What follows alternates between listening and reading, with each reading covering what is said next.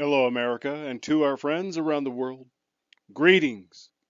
I'm going to read something before we get started, and if you could indulge me your attention. Article 1, Section 10, Clause 3. The link is in the description. No state shall, without the consent of Congress, lay any duty of tonnage, keep troops, or ships of war in time of peace, enter into any agreement or compact with another state, or with a foreign power, or engage in war, unless actually invaded, or in such imminent danger as will not admit of delay.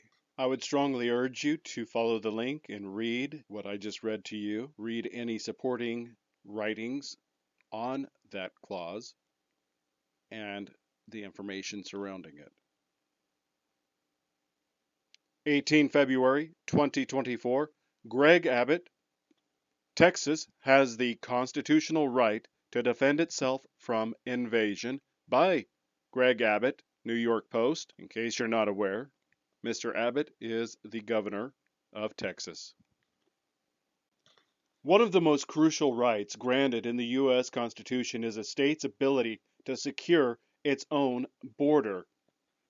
James Madison, the father of the Constitution, emphasized that Article 1, Section 10, Clause 3 would allow Virginia's state militia to be called forth to suppress smugglers who had endangered their state. Those smugglers were bringing contraband into the state and threatened the sovereignty of Virginia's borders. Madison knew that states must have the means to defend themselves.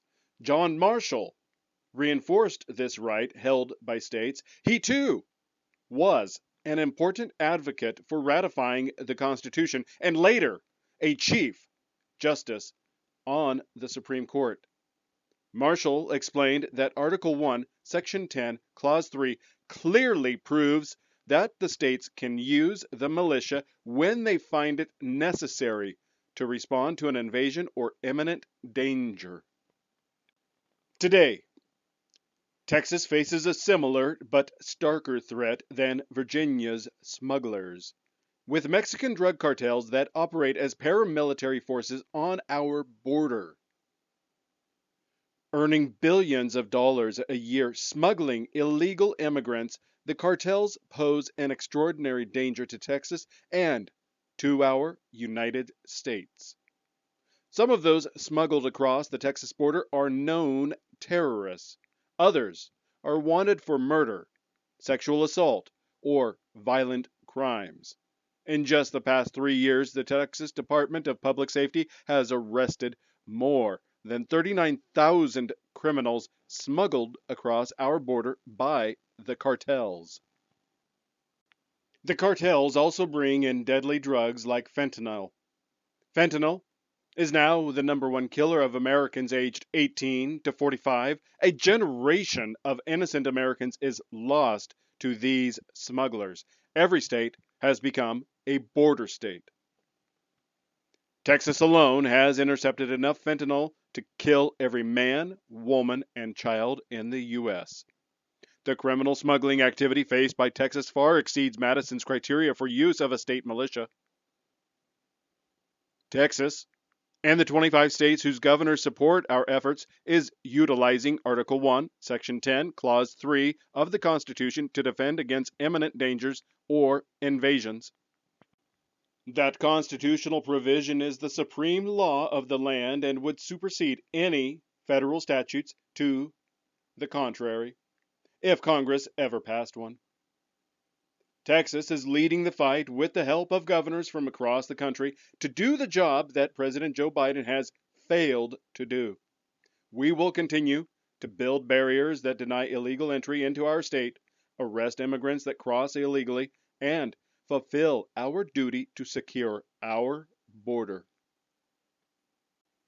Just like our founding fathers, we will illustrate to Americans exactly what our great Constitution provides and how its structure empowers the states as well as the federal government to preserve the safety and well being of every American. We are the inheritors of a responsibility first recognized by our brave ancestors more than 235 years ago. As long as we must, we will defend our state and this nation from grievous threats to our border.